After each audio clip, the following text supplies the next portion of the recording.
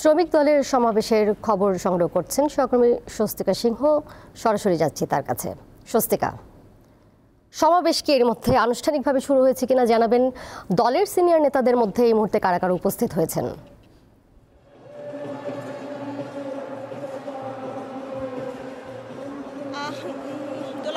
কিছু সময় আগেই কিন্তু আনুষ্ঠানিকভাবে এই যে বিশাল যে সমাবেশ জাতীয়তাবাদী দল বিএনপির, সেই সমাবেশটি কিন্তু শুরু হয়েছে।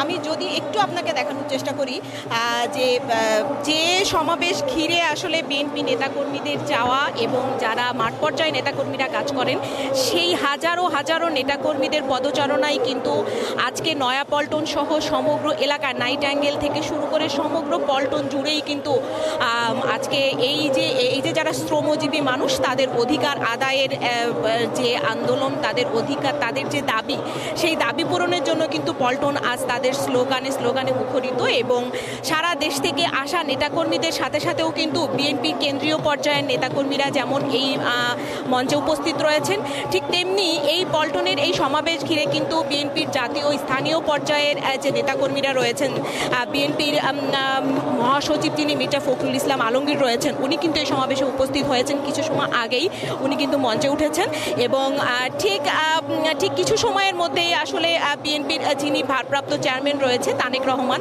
উনি কিন্তু যুক্ত হবেন, কিছু সময়ের মধ্যেই কিন্তু যুক্ত হবেন। তবে সমাবেশটি কিন্তু শুরু হয়েছে এবং যেসব কেন্দ্রীয় পর্যায়ের নেতাকর্মীরা রয়েছে বা ছাত্র দলের যেসব নেতাকর্মীরা রয়েছেন, তারা কিন্তু আসলে শ্রমজীবীদের অধিকার আদায়ের যে আশ্বাস, তাদের যে দাবি, সেই বিষয়ে কিন্তু দিক নির্দেশনামূলক যেসব বক্তব্য রয়েছে সেসব বক্তব্য দিচ্ছেন।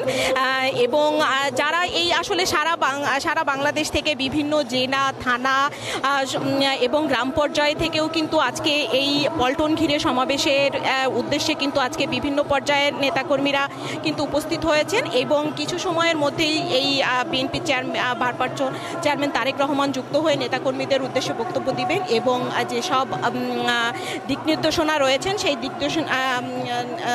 যেসব দিক নির্দেশনা রয়েছেন সেগুলোও আসলে দিবেন। দোলা, এই ছিল আসলে পল্টন থেকে আমার কাছে সমাবেশের সর্বশেষ তথ্য। শ্রমিক দলের সমাবেশের খবর জানাচ্ছিলেন সহকর্মী স্বস্তিকা সিংহ।